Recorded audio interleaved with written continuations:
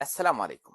A e keni imagjinuar ndonjëherë veten të keni një pallat, të keni para, të keni shërbëtor, të keni shërbëtore, roje, të keni para që ju mjaftojnë për tërë jetën tuaj. Jetë pra me bollëk, pa vështirësi, pa lodhje. E ke imagjinuar ndonjëherë që kur ti kesh këto mirësi, të përballesh me një vështirësi të madhe dhe ti je i qëndrueshëm. Sot do t'ju tregoj një histori që përmban qëndrueshmëri të madhe. Historia që do t'ju tregoj sot flet për një grua prej grave më madhështore të botës. Kjo është Asije bint Muzahim, gruaja e tiranit më të madh që ka njohur njerëzimi. Gruaja e Firaunit, armikut të Allahut.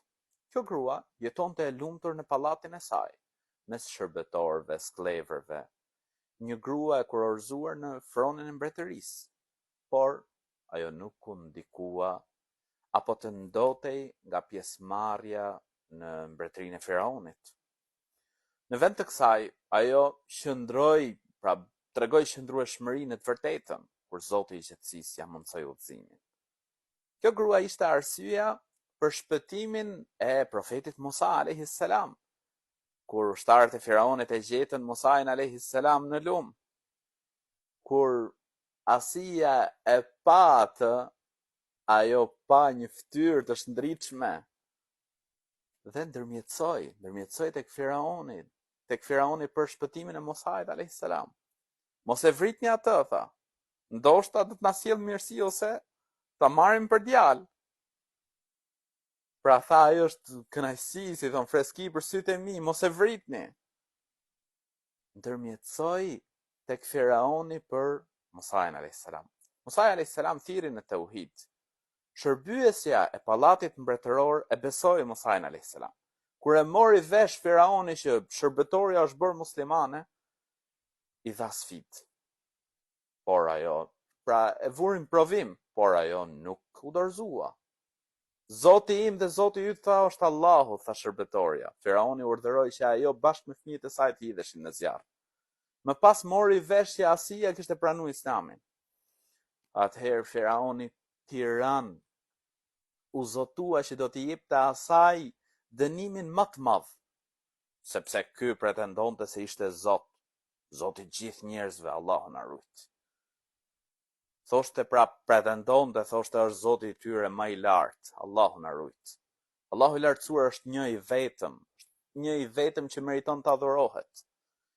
I mblodhi njerëzit dhe u tha, çfarë mendoni për Asije bint Muzahim? Ata e lavdruan mbretëresha. Pastaj ai u tha, ajo adhuron një Zot tjetër përveç meje. Ata menjëherë u ngritën kundër saj. Vrite atë, tha. Subhanallah. Zemrat e sëmura menjëherë ndryshuan mendimin e tyre, por Asija e qëndrueshme nuk u dorëzua, as nuk e ndryshoi besimin e saj. Atëherë urdhëroi Firauni që të nxirrej pra dhe të vihej poshtë diellit, nxehtësisë diellit, dhe t'i vendosnin mbi shpinën e saj një gur të madh. Imagjinoje një grua e cila ishte një mbretëreshe kurorzuar, e cila jetonte pra në urdhrat e saj kishte me mira shërbëtor, mirësi të shumta. Sot mundohen ta poshtrojnë. Sot mundohen ta torturojnë.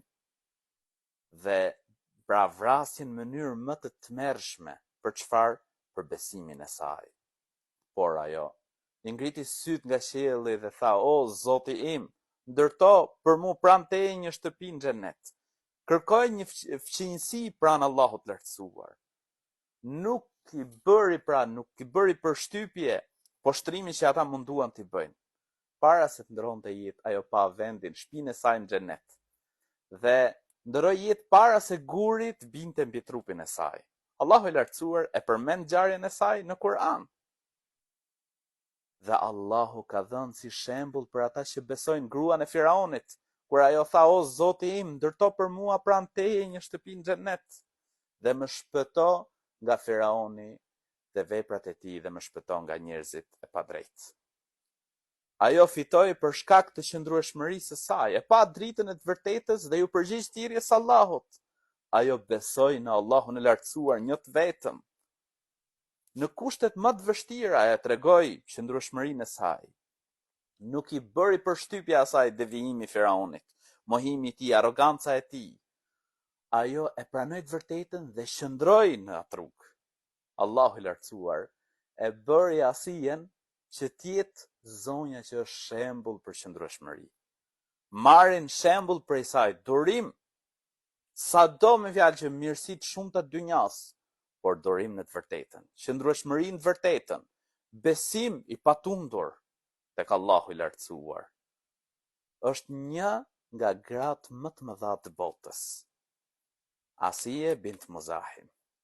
Dhe imagjinoje, medito pak çfarë dhurate të madhe, Allahu i lartësuar një shtëpi ndërtohet për të në xhennet. Sa madhështore si grua.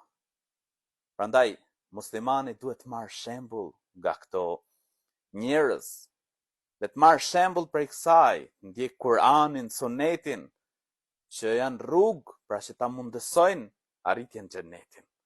Xhennet që gjerësia është sa gjerësia midis qiellit dhe toka. Allahu na mundësoft që t'jemi të qëndrueshëm, t'jemi të sinqert në rrugën e drejtë dhe na mundësoj xhenetin në botën tjetër. Amin.